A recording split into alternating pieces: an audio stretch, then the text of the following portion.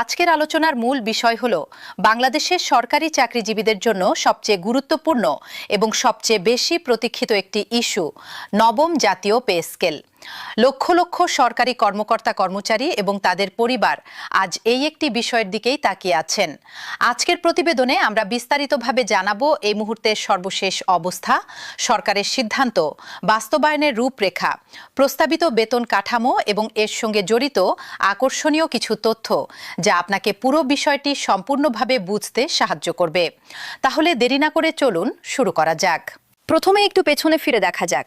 বাংলাদেশের স্বাধীনতার পর থেকে এখন পর্যন্ত মোট ৮টি জাতীয় বেতন কাঠামো ঘোষণা করা হয়েছে। সবশেষ অষ্টম পে স্কেল কার্যকর হয়েছিল ২০১৫ সালে।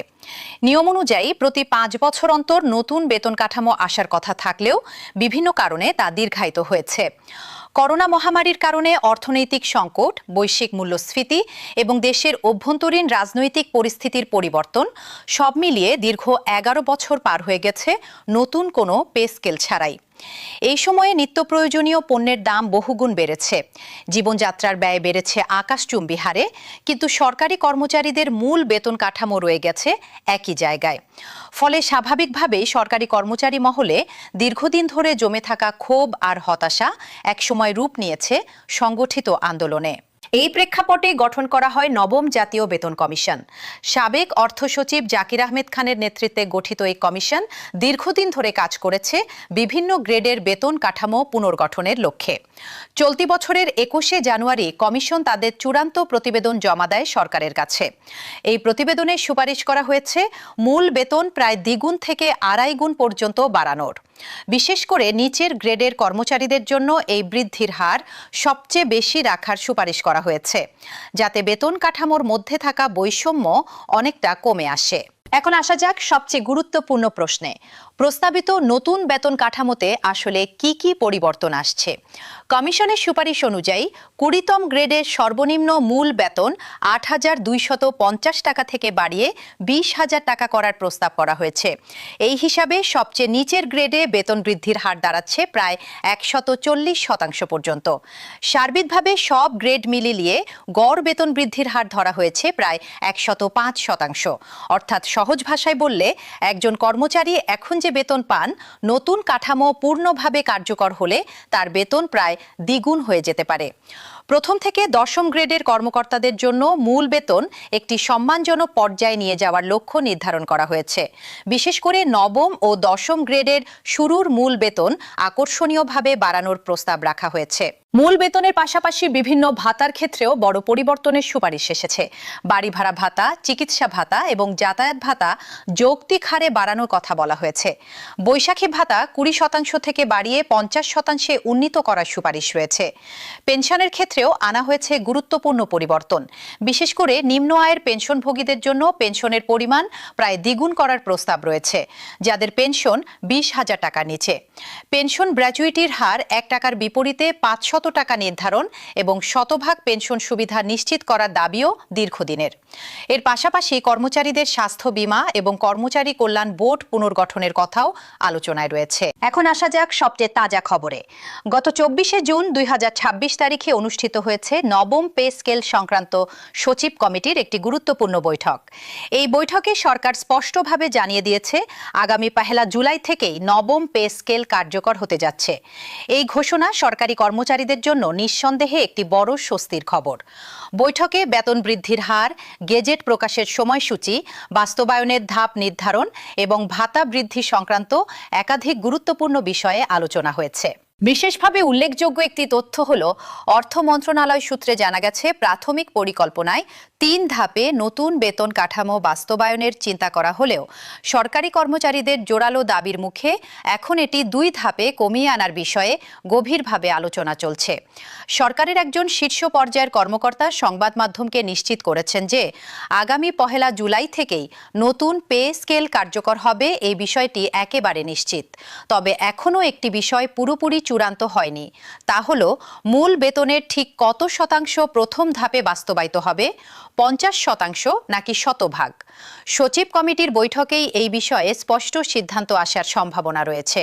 এর আগে গত ৯ জুন অর্থ ও পরিকল্পনা মন্ত্রী আমির খসরু মাহমুদ চৌধুরী একটি সংবাদ সম্মেলনে জানিয়েছিলেন, আগামী ২০২৬-২৭ অর্থ বছরের বাজেটে নতুন বেতন কমিশনের সুপারিশ আংশিকভাবে বাস্তবায়নের লক্ষ্যে ৩৫,০০০ কোটি টাকা বরাদ্দ রাখার সিদ্ধান্ত নিয়েছে সরকার। সেই সময় জানানো হয়েছিল, আগামী ১ জুলাই থেকেই সরকারি কর্মকর্তা কর্মচারীরা নতুন পে স্কেলের আওতাভুক্ত সুপারিশকৃত মূল বেতনের ৫০% পাবেন। বাস্তবায়নের প্রাথমিক রূপরেখা অনুযায়ী প্রথম ধাপে ২০২৬-২৭ অর্থ বছরের ১ জুলাই থেকে সুপারিশকৃত নতুন মূল বেতনের ৫০% দেওয়া হবে। দ্বিতীয় ধাপে ২০২৭-২৮ অর্থ বছরে বাকি ৫০% মূল বেতন সমন্বয় করে পুরো বেসিক কার্যকর করা হবে। আর শেষ ধাপে ২০২৮-২৯ অর্থ বছর থেকে বাড়ি ভাড়া, চিকিৎসা ও যাতায়াত ভাতা সহ সব ধরনের সুযোগ সুবিধা নতুন কাঠামোর আওতায় এনে পূর্ণাঙ্গ বাস্তবায়ন সম্পন্ন করার পরিকল্পনা রয়েছে। তবে এই ৩ ধাপের পরিকল্পনা নিয়ে সরকারি কর্মচারী মহলে তৈরি হয়েছে তীব্র অসন্তোষ। বিভিন্ন কর্মচারী সংগঠন স্পষ্টভাবে বলছে, এতদিন অপেক্ষার পর আবার ধাপে ধাপে বাস্তবায়নের কোনো যুক্তি নেই। গত ৬ জুন জাতীয় প্রেস ক্লাবে এক সংবাদ সম্মেলনে বাংলাদেশ আন্তঃবিশ্ববিদ্যালয় কর্মচারী ফেডারেশন দাবি জানায়, আসন্ন বাজেটে পর্যাপ্ত বরাদ্দ রেখে জরুরি ভিত্তিতে গেজেট প্রকাশের মাধ্যমে এক ধাপে বৈষম্যহীনভাবে নবম পে স্কেল বাস্তবায়ন করতে হবে। ফেডারেশনের চেয়ারম্যান মোহাম্মদ সেলিম মিয়া সেই সংবাদ সম্মেলনে স্পষ্ট ভাষায় বলেন, প্রতি ৫ বছর পর পর নতুন পে স্কেল দেওয়ার নিয়ম থাকলেও গত ১১ বছরে কর্মচারীরা ২টি পে স্কেল থেকে বঞ্চিত হয়েছেন। তার ভাষায়, এই অবস্থায় ৩ ধাপে পে স্কেল বাস্তবায়নের কোনো যৌক্তিকতা নেই। তিনি আরও হুঁশিয়ারি দিয়ে বলেন, প্রয়োজনীয় বরাদ্দ ও স্পষ্ট রোডম্যাপ ঘোষণা না হলে দেশের সব পাবলিক বিশ্ববিদ্যালয়ের কর্মচারী সংগঠনকে নিয়ে কঠোর আন্দোলন কর্মসূচি ঘোষণা করতে বাধ্য হবেন তারা। এই আন্দোলনের সূত্রপাত নতুন নয়। এর আগে গত এপ্রিল মাসে ৫ থেকে ১০ এপ্রিল পর্যন্ত বাংলাদেশ সরকারি কর্মকর্তা কর্মচারী কল্যাণ সমিতি দেশব্যাপী ৬ দিনের কর্মসূচি পালন করে। তাদের মূল দাবি ছিল অবিলম্বে নবম পে স্কেল ঘোষণা ও বাস্তবায়ন করা, অন্তর্বর্তীকালীন ব্যবস্থা হিসেবে ৫০% মহার্ঘ ভাতা প্রদান করা এবং টাইম স্কেল ও সিলেকশন গ্রেড পুনর্বহাল করা। এই কর্মসূচি সারা দেশে সরকারি কর্মচারীদের মধ্যে ব্যাপক সাড়া ফেলেছিল এবং সরকারের নীতি নির্ধারকদের দৃষ্টি আকর্ষণ করতে সক্ষম হয়েছিল। এখন প্রশ্ন হতে পারে, কেন সরকার একবারে শতভাগ বাস্তবায়ন না করে ধাপে ধাপে বাস্তবায়নের পথে যাচ্ছে? এর পেছনে রয়েছে স্পষ্ট অর্থনৈতিক কারণ। আগামী ২০২৬-২৭ অর্থ বছরের জন্য মোট বাজেটের আকার ধরা হয়েছে প্রায় ৯,৩৮,০০০ কোটি টাকা। এই বিশাল বাজেটের লক্ষ্য সামষ্টিক অর্থনৈতিক স্থিতিশীলতা এবং বৈষম্যহীন উন্নয়ন। কিন্তু নতুন পে স্কেল পূর্ণভাবে একবারে বাস্তবায়ন করলে সরকারের অতিরিক্ত ব্যয় হবে প্রায় ১,০০,০০০ কোটি টাকারও বেশি। এই বিপুল অর্থ একবারে বাজারে ছাড়লে তা অর্থনীতিতে চাহিদা বাড়াবে নিঃসন্দেহে, কিন্তু এর সঙ্গে সঙ্গে তৈরি হতে পারে মূল্যস্ফীতির বড় চাপ। অর্থ ও পরিকল্পনা মন্ত্রণালয় এবং সংশ্লিষ্ট উপদেষ্টারা একাধিকবার জানিয়েছেন, দেশের সার্বিক অর্থনৈতিক পরিস্থিতি এবং মুদ্রাস্ফীতির বিষয়টি মাথায় রেখেই ধাপে ধাপে এই বাস্তবায়নের সিদ্ধান্ত নেওয়া হচ্ছে। এখানে একটি ইতিহাসের মজার এবং প্রাসঙ্গিক তথ্য তুলে ধরা প্রয়োজন। এর আগে ১৯৯৭ সালের জাতীয় বেতন স্কেলেও একই রকম পরিস্থিতি দেখা গিয়েছিল। সেই সময়ও বেতন বৃদ্ধি পেলেও প্রথম বছরে কর্মচারীরা মাত্র ৬০% সুবিধা পেয়েছিলেন এবং বাকি ৪০% পরবর্তী বছরে কার্যকর হয়েছিল। অর্থাৎ পে স্কেল বাস্তবায়নে ধাপে ধাপে যাওয়ার এই ধারা বাংলাদেশের ইতিহাসে নতুন কিছু নয়, বরং এটি একটি পুনরাবৃত্ত প্যাটার্ন।